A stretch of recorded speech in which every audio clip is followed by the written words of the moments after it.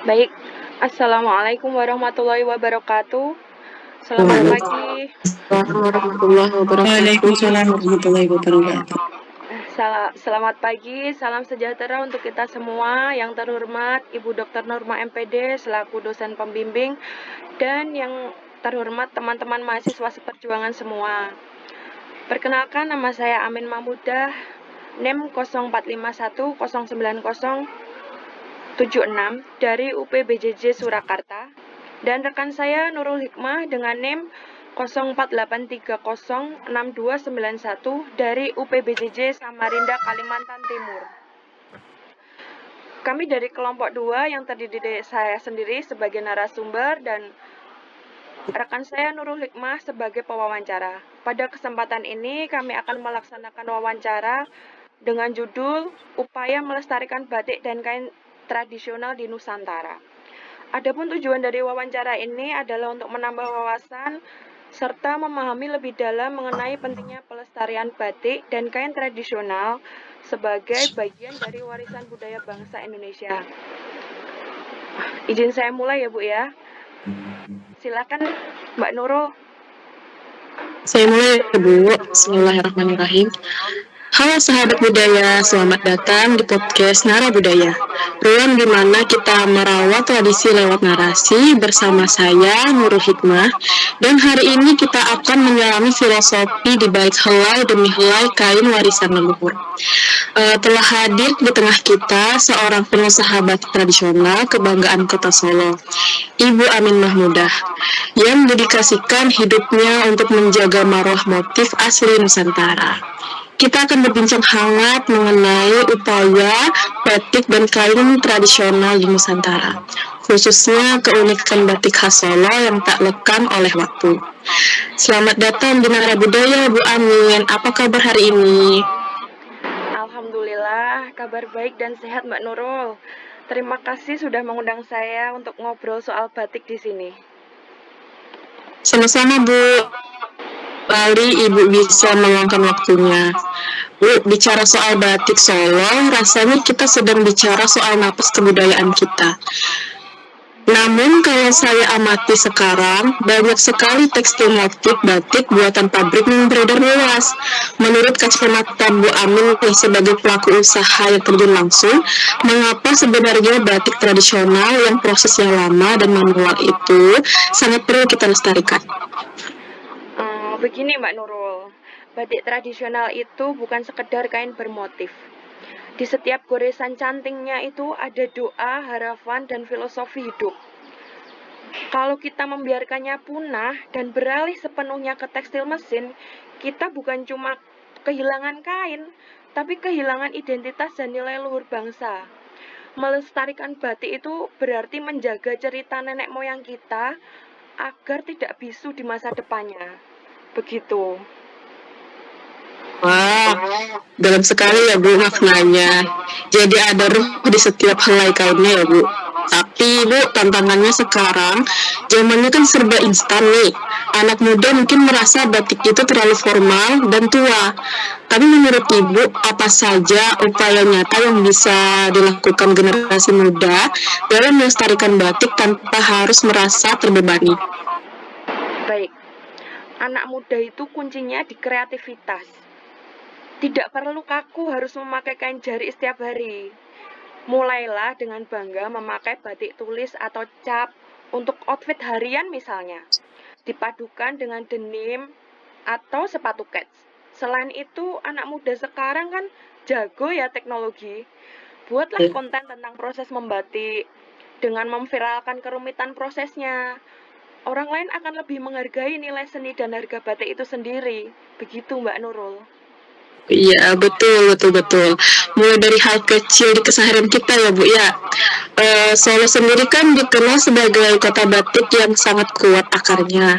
Sejauh yang Ibu rasakan, bagaimana peran pemerintah selama ini, khususnya di Solo, dalam membantu para perajin melestarikan batik dan kain tradisional ini? Saya saya sangat menginspirasi pemerintah Solo, Mbak.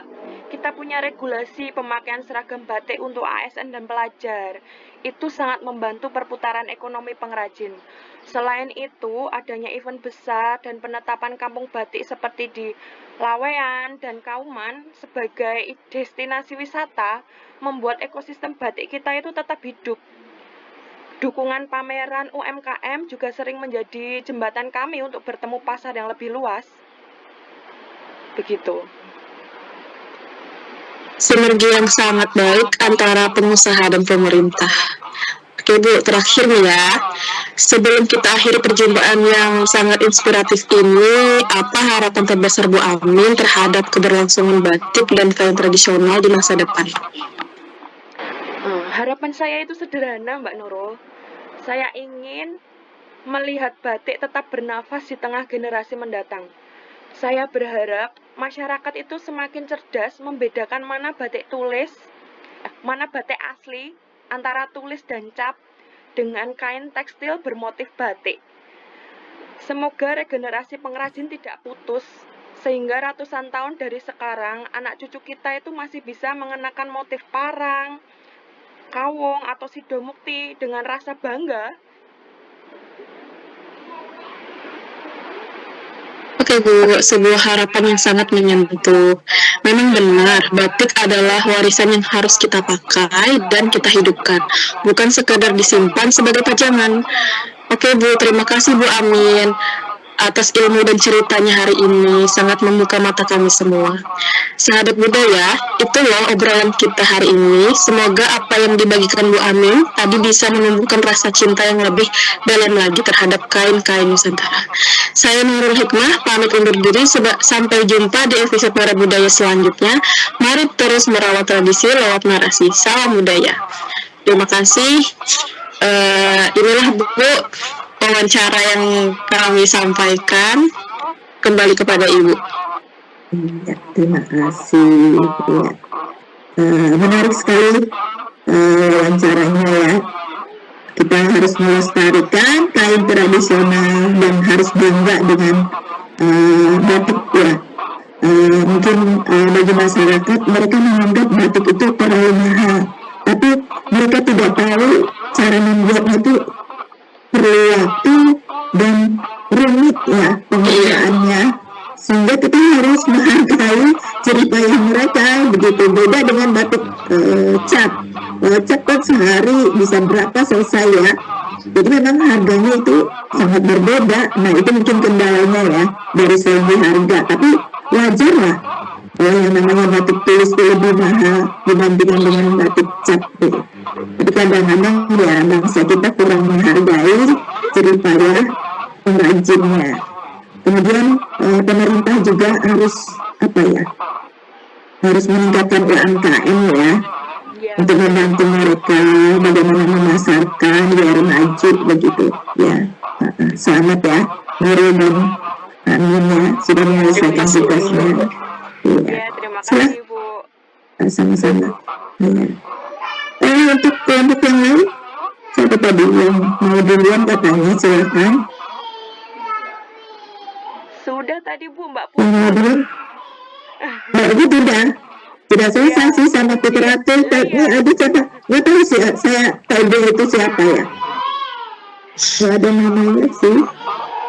Masih belum mereka Bu. Hah? Siapa? Masih belum, mungkin banyak belum tahu nih Bu. Ini ada tadi yang mencet Ibu. Ini boleh kami juga duluan. Boleh kata Ibu, tapi dia nggak masuk nih. Kita nggak tahu Yang tuh. tadi Mbak Puput Bu. Tadi yang chat di grup Mbak Puput yang mau duluan itu. Udah dia selesai.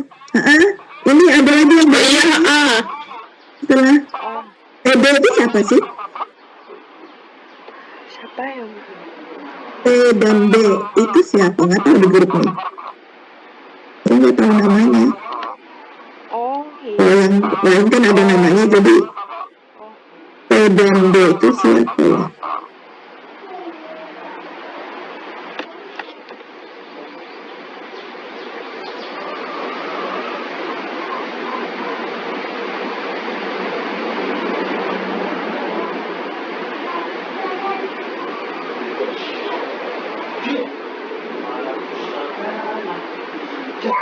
kan mau ada keperluan katanya. Siapa sih namanya? Nggak tahu gini. Bando itu siapa? Ada yang tahu nggak? Dia mau tampil dulu. Enggak, Ibu. Soalnya Iya. cuma TD gitu ya. Iya. Jadi Ini itu udah ada yang Bando. masuk. Ya, siapa nih? Dia mau cepat silakan aja. Sama-sama kita ada keperluan begitu ya. Nggak masalah, yang penting ada kesepakatan. Silakan saja. Anggota.